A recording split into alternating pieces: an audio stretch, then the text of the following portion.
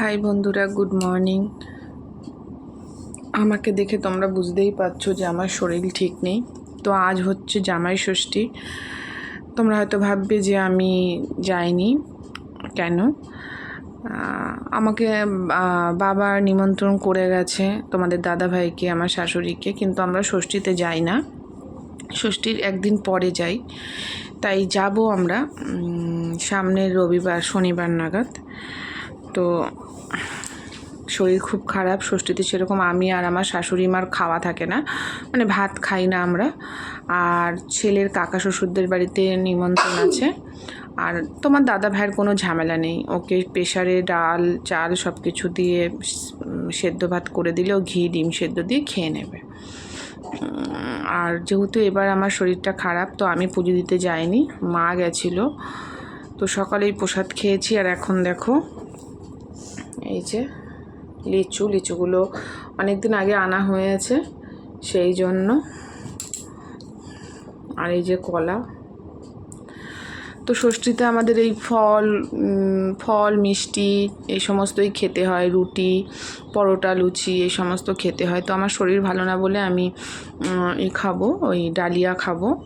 তো ষষ্ঠীর ভিডিও তোমাদেরকে সেভাবে দিতে পারলাম না, তবে সামনে একটা খুব সুন্দর ভিডিও তোমাদের সাথে শেয়ার করব। তো সেটার দিনটা এখনো অবধি আসেনি। তো একটা ভিডিও, খুব সুন্দর একটা ভিডিও পাবে। কি ভিডিও, কোথায় যাব, কি অনুষ্ঠান আছে, সব তোমরা দেখতে পারবে। তো যাই হোক, তো আজ ষষ্ঠী বলে ভাবলাম চলো। তোমরা আমাকে দেখে বুঝতেই পারছো যে আমার শরীর একদমই ভালো নেই, কারণ আমি বেশিক্ষণ বসতে পারছি না। মানে এতটাই শরীর খারাপ যে আমি বেশিক্ষণ যে বসবো, ভিডিও করতে গেলে তো একটু বসতে হবে, দাঁড়াতে হবে, আমি পারছি না।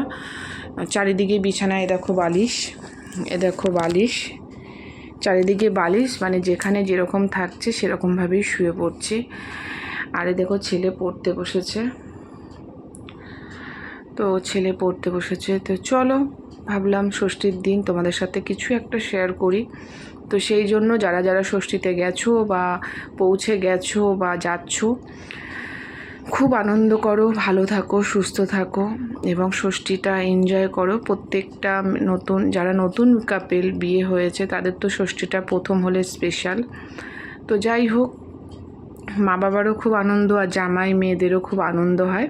তো সবাই সুস্থভাবে থেকো, ভালোভাবে আনন্দ করো, এনজয় করো এবং সুন্দরভাবে খাওয়া দাওয়া করো, এই কামনা করে ভিডিওটা আমি এখানেই শেষ করছি।